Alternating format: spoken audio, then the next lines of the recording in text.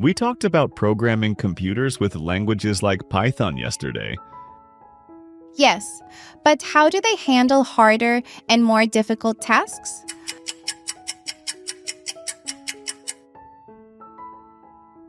You asked a fundamental question. For example, Amazon shows you a small list of things you may be interested in buying. Amazon has millions of things, but how does it know what to show for a user? Similarly, you watch many shows on Netflix. How is the movie streamed to your TV or phone? Yes.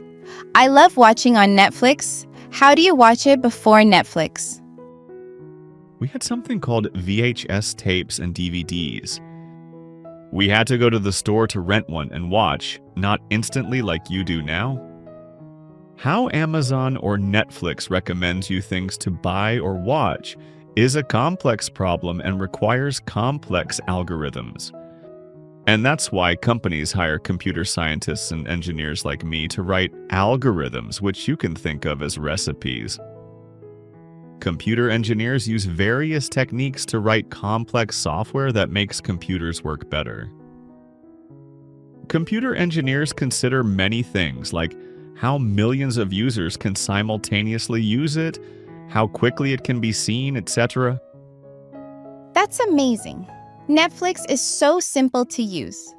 I didn't know it required so many smart engineers and computers to make it work. Yes, unless it's easy to use, no one will use it. Remember, algorithms are step-by-step instructions for computers to solve a task. You can think of it like the recipes to make food. Your phone is also a powerful computer. It does many things.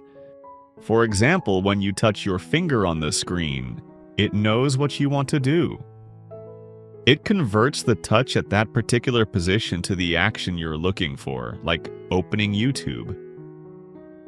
Besides computers, iPads, and phones, there are many small computers called IoT devices that measure heartbeat, oxygen level, and how one drives the car. Each does a specific task.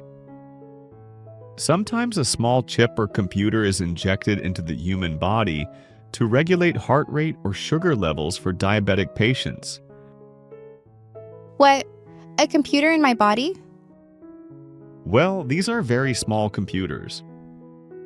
They can be injected into birds to study their migratory patterns. Or thousands of computers can be connected to solve complex problems like how stars are formed. The biggest computers can perform over 1 exaflop calculations per second. Wow, that's very impressive. Alina, can you tell me what you've learned about computers so far? Okay, computers are everywhere and they solve all kinds of problems. My brain is a bit like a computer too, isn't it? Computer scientists are trying to understand the brain better so they can build computers that work more like it. But I still don't understand what artificial intelligence is. You haven't explained it to me yet. Ah, that's right. So far, we've talked about how the brain works and how computers work. We could talk about artificial intelligence now, but it might be a bit too much for bedtime.